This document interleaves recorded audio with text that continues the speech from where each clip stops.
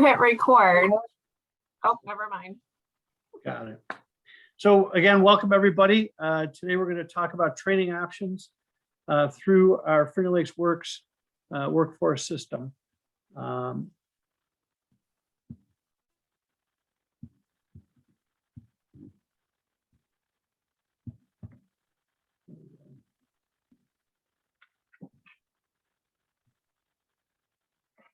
Who are we? What do we do? We're Finger Lakes Works. We cover 4 counties: Ontario, Wayne, Seneca, and Yates counties. We are one of 33 workforce areas in New York State and almost 3,000 career centers nationwide. Have you heard of Finger Lakes Works, Debbie? Has anybody heard of Finger Lakes Works? Okay, well, in Rochester, it's called Rochester Works. It's in Monroe County. And then on our west side is the Glow region, the Genesee, Livingston, Orleans, and Wyoming counties. So those are 3 out of 33 workforce areas in the state. We have career centers. We have 1 in every county, except for Ontario County, we have 2, 1 in Hopewell and 1 in Geneva. Career center staff assist people who are not working to find a job or for those who are working to search a better job. We can help. We've got plenty of services. You can take advantage of any of them, one of them, or all of them, pretty much. Job listings, resource rooms, workshops like today. We have basic labor information. We can tell you, generally speaking, what the average salary is for different types of jobs in our 4 counties. And we can provide individual career advising. We can also assist with figuring out what you want to do and then provide the resources to help you discover your career interests. I think Leanne, you want to talk a little bit about this? Sure. So, career planning certainly does take some research. So some things that you can do are you can talk to some people who are currently in the occupation that you're seeking. Ask them what they like about it, what they don't like about it, and how you get in the occupation. Find out what some of the pros and cons are to training in that occupation. If you can, do some job shadowing. Some of the training programs allow you to go on in and see what it's all about before you step in and make that commitment to a long-term training. So we do have a couple really good websites that we use for research. Job Zone is a really good one. Also ONET Online. I will later on see if I can share my screen, and then I can kind of walk you through ONET Online and how it works. But it's a really good place to do some research where you can get some reliable information about wages, employment trends, and what exactly that each job entails. So it's a really good place to look. Also, you can make an appointment with an employment counselor. That's why we're here. We see all sorts of people with all different backgrounds. We can certainly help you make plans. We see what industries are growing, which ones are declining. So come in and talk to us. We're more than happy to help. So some things to consider when you're shopping around for training. Each training program that you may be interested in may have different entry requirements. Some of them may just want you to have a high school diploma. Some of them may want you to have a valid driver's license. And some of them might be a little more complex, where you have to pass an entrance exam or have a certain level of math skill.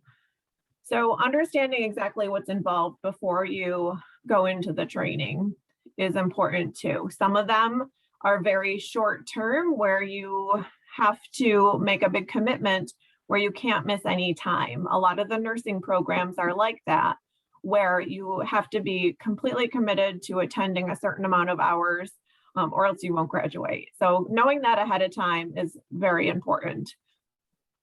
And each program is different.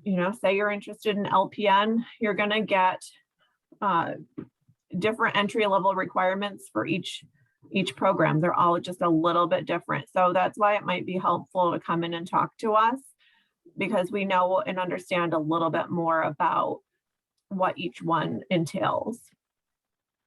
So of course, getting the support you need to successfully complete each training program. So what does that look like financially, transportation, anything that you need to be successful when you're done with training. We oftentimes can match up with other agencies. So talk to us and be honest with us if there's something that you need help with, or if there's something additional that you need to successfully complete training. So the biggest thing that we focus on here at Finger Lakes Works when you're searching around for training is, will your training lead to better full-time employment? So that is our focus. We want you to be successful when you're done with training. We want you to be working full-time, and we have a very specific list of trainings that we can approve. So we really only set people up for success because we will only approve careers that are considered in demand in our Finger Lakes region. So we want to make sure that you're able to find work when you're done. So are there an abundance of jobs in the region? Again, we kind of take the guesswork out of this for you if you're seeking our funding, but we have a ton of really great resources where you can do some research about this. And I'll show you a little bit later where you can go to find out about the abundance of jobs. Thanks. What about training? Training is an option as long as it equips you with the skills to prepare you for a career in an in-demand occupation. So you're probably asking yourself, what's an in-demand occupation? Because as Leanne was just explaining, those are the only occupations we'll fund for short-term training. And as she also mentioned, if you make an appointment with an employment counselor, they can walk you through this whole process. But there is an actual Finger Lakes regional demand occupation list. I'm going to show you that in just 1 second. If I can stop the share. I can do a new share.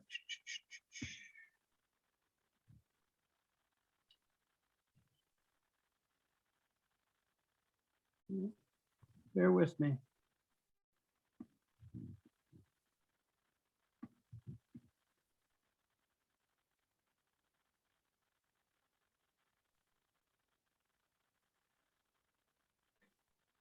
I'm not finding it. My apologies.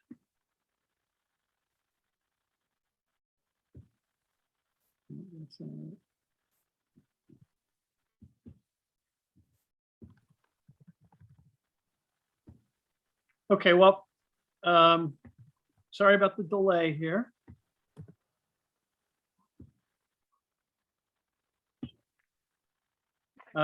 The demand occupation list can be found on Finger Lakes Works website, and that's fingerlakesworks.com. And on it, it has about, I want to say, 25 to 30 different occupations. And it's got it listed with the most demand, the middle demand, and kind of the least demand, but it's in demand nonetheless. And you'll find on there positions such as licensed practical nursing, certified nursing assistants, manufacturing positions, machinists, all sorts of different occupations. And those are, you've got to link those jobs to specific training in order for us to fund those programs.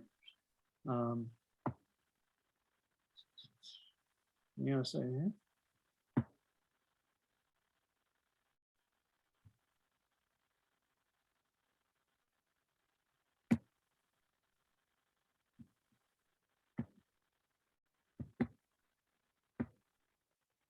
there we go.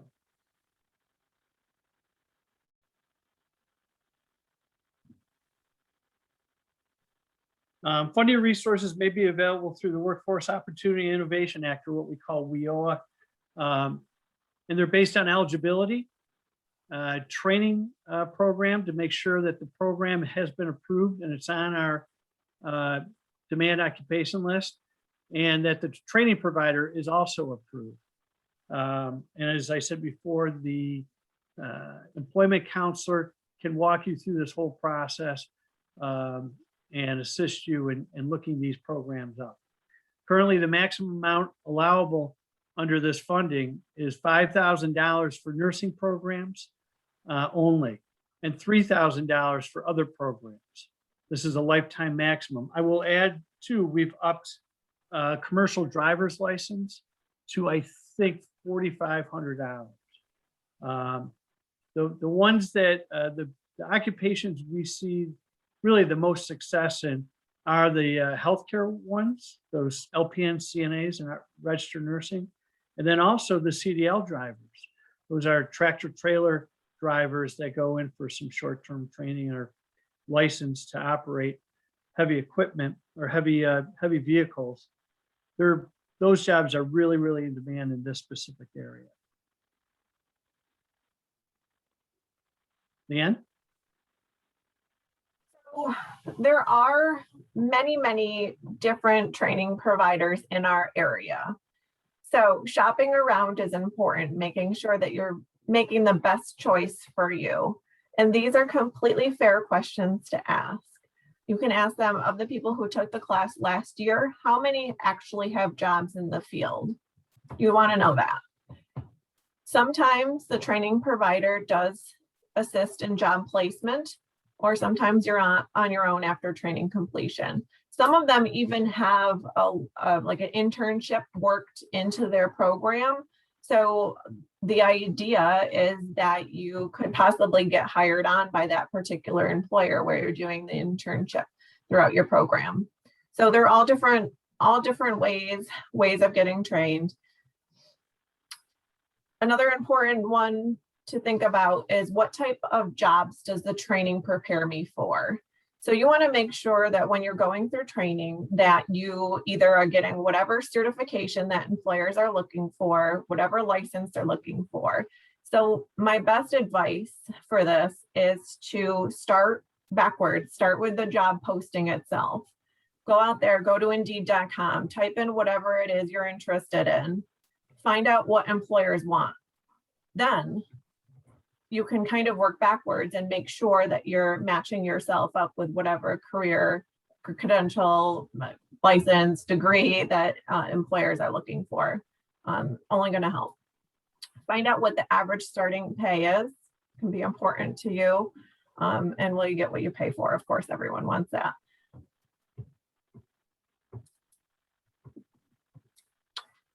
So eligibility for our funding, we talked a little bit about this, but eligibility is determined on an individual basis. We, Finger Lakes Works, will determine your individual eligibility. But if we can't provide you with tuition assistance, we can still help you make plans. We are just one little piece of the puzzle when it comes to training. But determining your eligibility is the first step in the funding process. So what you can do is just talk to one of us, whatever county it is that you live in. If you're interested in training funding, talk to us, because everybody's situation is completely different. And without having that conversation, we don't want you to screen yourself out, I guess is what I'm trying to say.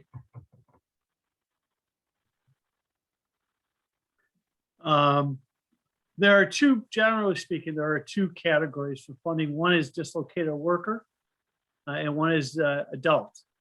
Eligibility for the adult can change at any time. And funding is not a guarantee, as it is not always available.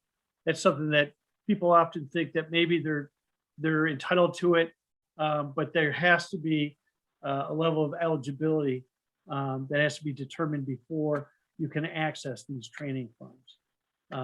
And part of that is the availability of those funds. If we don't have any money and we ran out of it or whatever, and there's no funding to give, then it's not available and we can't provide it. Adult funding is available to those who are residents of Ontario, Seneca, Wayne, or Yates counties, 18 or older, and they must be earning under $25 an hour. And there has to be a determined need for training. So you have to have a basic lack of skills. A lot of people think that we only provide training or funds for those people unemployed, and we don't. We also provide it for folks that are underemployed. So for instance, if you're working part-time at a retail position somewhere and you aspire to be a nurse, and you lack the skills to reach that goal, and nursing's in demand, and there's a program available that's been approved to train you, we can provide you with the training funds, and we can walk you through that process. Eligibility for the system may change at any time based on the availability of funds, as I went over earlier. Dislocated workers, there's a couple different categories. This is basically if someone's got a work history, a long work history, and they've been laid off, they've been determined or laid off or received notice of termination, and they're going to be laid off from employment, they would be eligible. Or they're eligible for or exhausted entitlement to unemployment compensation, and they're unlikely to return to the previous industry or occupation. So all those three pieces, they have to meet each one of those pieces in order to be a dislocated worker and receive training funds. They could also be a dislocated worker if their plant just closed, or if they're self-employed and they can't generate any income. A displaced homemaker would be someone who is relying on a partner or a spouse for income, and that income is no longer available because that spouse or partner has been laid off. That displaced homemaker can be eligible for training funds. And then also dislocated due to foreign trade. If you're working someplace and the company decides to shift your job overseas, then you can be eligible for training funds through the dislocated worker funding avenue.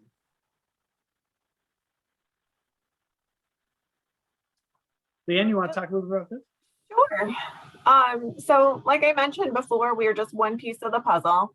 So if you're interested in training, there may be other sources of financial help out there. So you've got your grants, your scholarships, your loans that can be unsubsidized or subsidized, work study.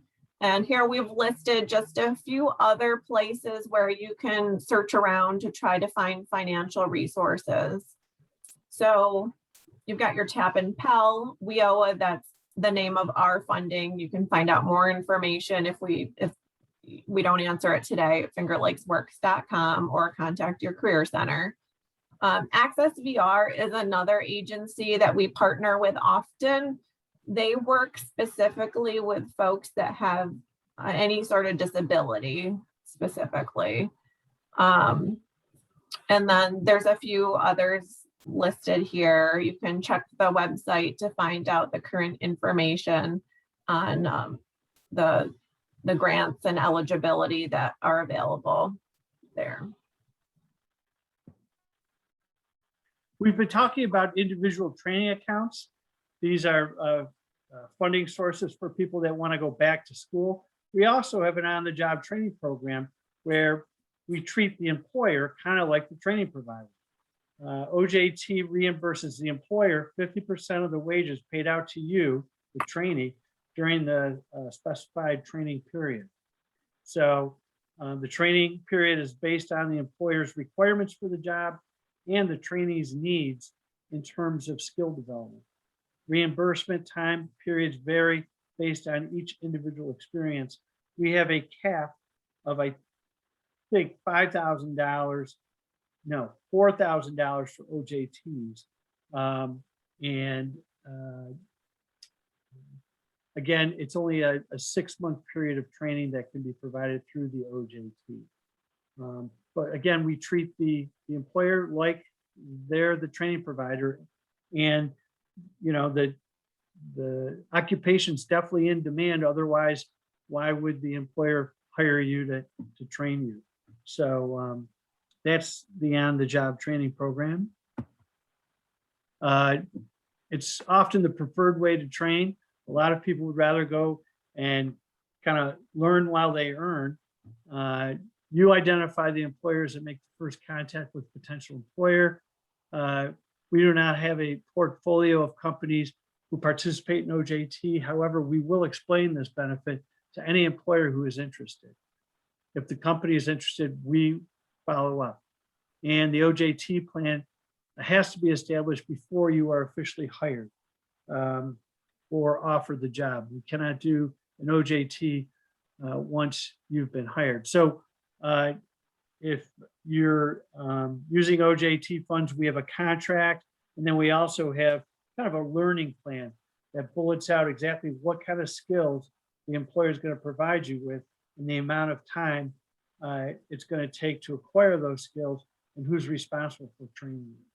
So that's an important piece before you even get started as an OJT. How can you take advantage of this program? You can add it to your resume or cover letter, mention it in interviews, bring the flyer with you to job fairs.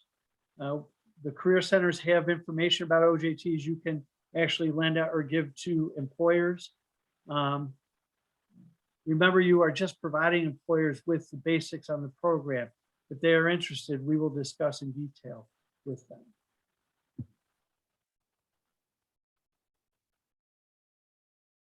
Yeah. Yep. So I wanted to show you some of the websites that we were talking about throughout the program or throughout the presentation. So if I could share my screen, I'm going to show you ONET and how it works.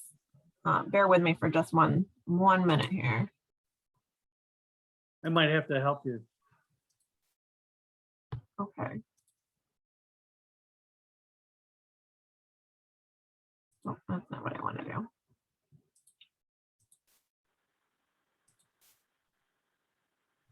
It's telling me that the host has disabled participant screen sharing.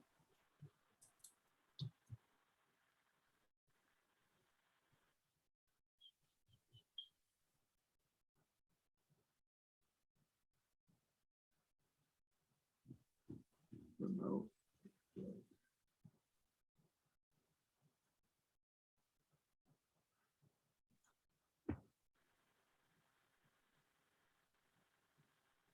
Yeah, I can't find it. I apologize. Okay.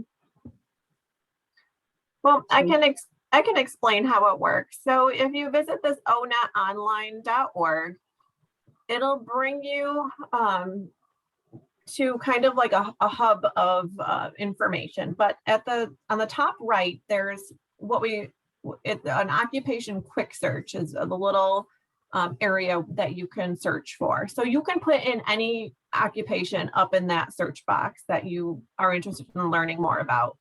If you wanted to be an astronaut, you could put in astronaut, and it's going to tell you all the daily tasks of an astronaut, what the day-to-day looks like, different education that you might need.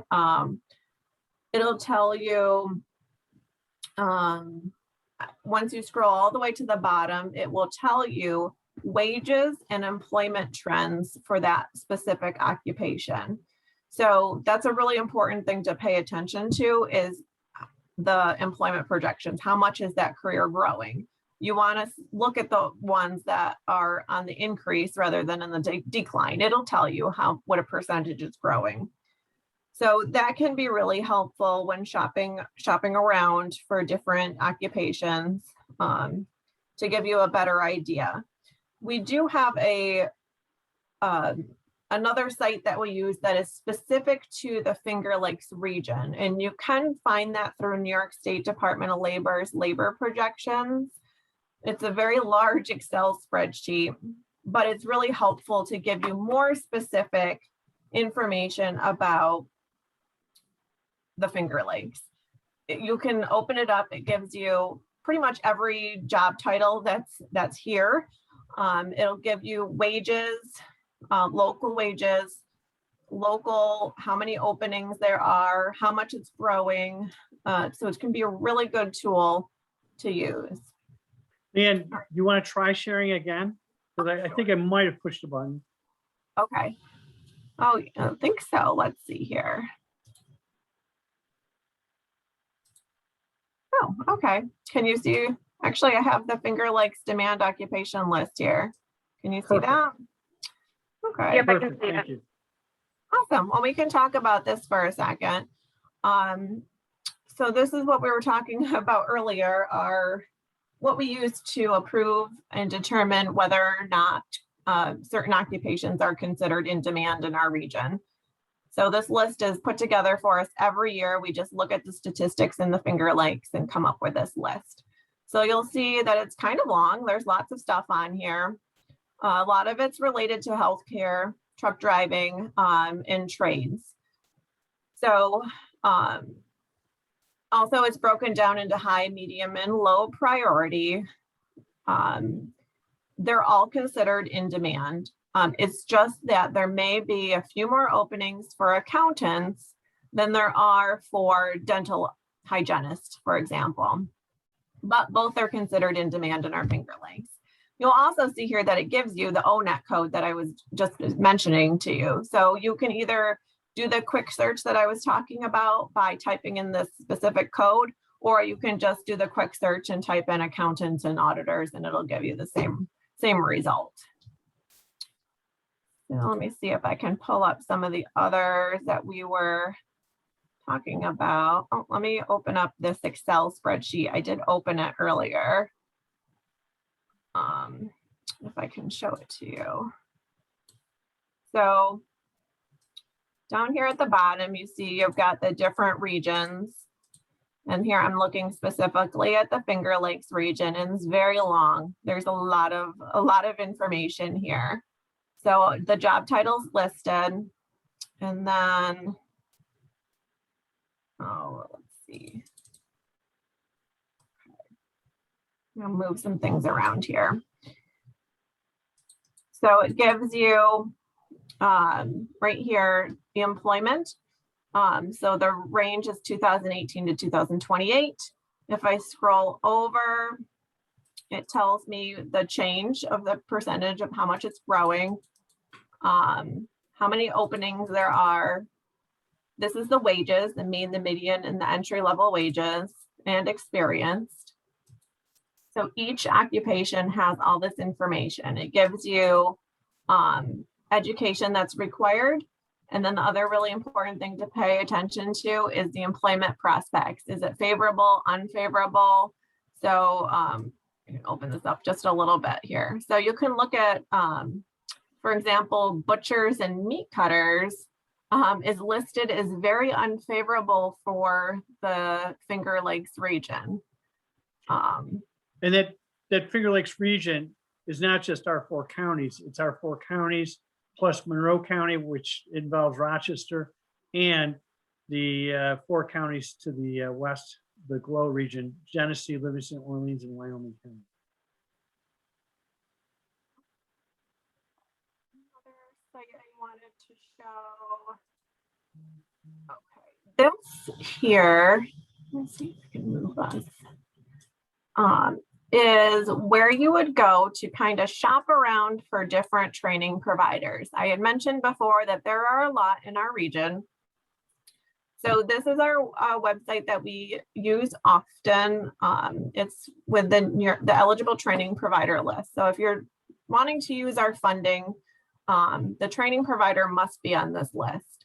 So you can search one of 2 ways. You can either search for course offering or the training provider. So say, for example, you already know that you want to attend Wayne Finger Lakes BOCES, and you just want to make sure that they're approvable for our purposes. So you can search here by training provider. You would type in Wayne Finger Lakes BOCES or just BOCES, your zip code and how far you're willing to travel, click search, and it'll bring up a list of all the approvable BOCES in our area. Or you can search by course offering. So So say you're, for example, you're interested in nursing. I'm just going to keep using that example. So let me just type in nursing and say I'm willing to travel 50 miles of Geneva. So let me just do a quick search and it's going to bring me right back where I was. Let's try that again.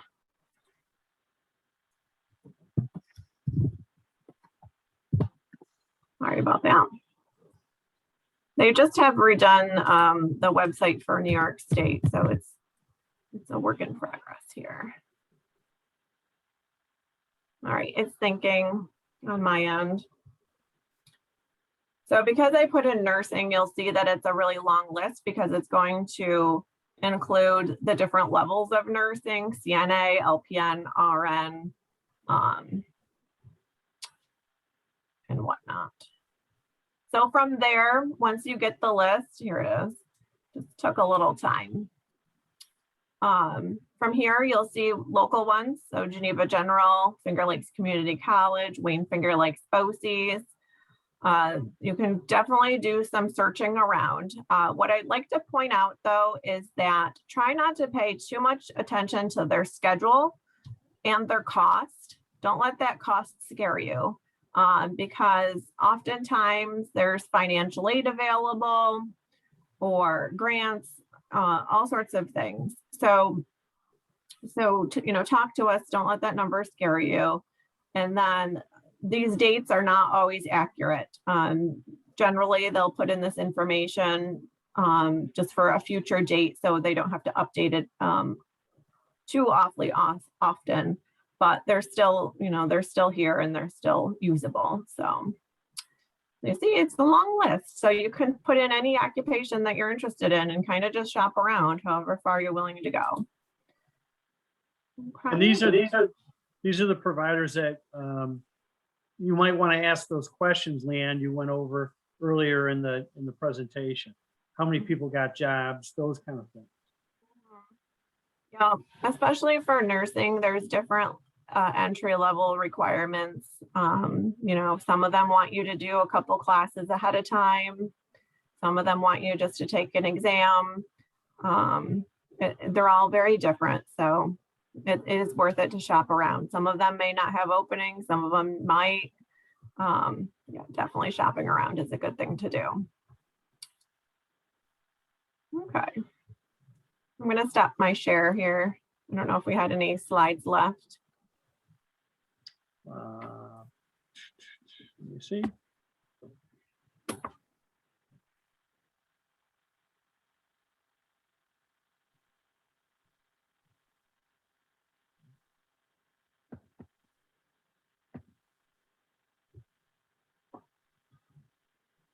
These are the assessments.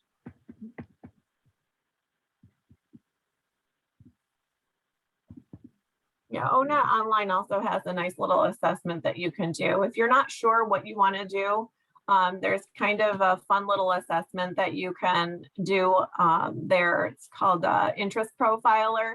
So it's fun. You answer a few very random questions, it seems like. And then in the end, it matches you up with careers that match up with your personality. So it's a little fun to see what you're matched up with to take that quiz. So here's your next steps for funding. Depending on what county you live in, you want to contact the Career Center that's closest to you. We have Wayne County's Career Center right here, listed in Lyons with the phone number. Yates County Workforce Development, Seneca County Workforce Development, and Ontario County Workforce Development. Recommend that you contact them via phone, but they are all open for business. If they're not going to meet with you face to face, they will work with you over the phone and over the internet. That's all I have. Leanne, do you have anything else you want to add? I think so. Do you have any questions? I know we just threw a lot of stuff at you. When you guys post it on YouTube, can you like put a filter on me? I don't want to be on camera. Oh, okay.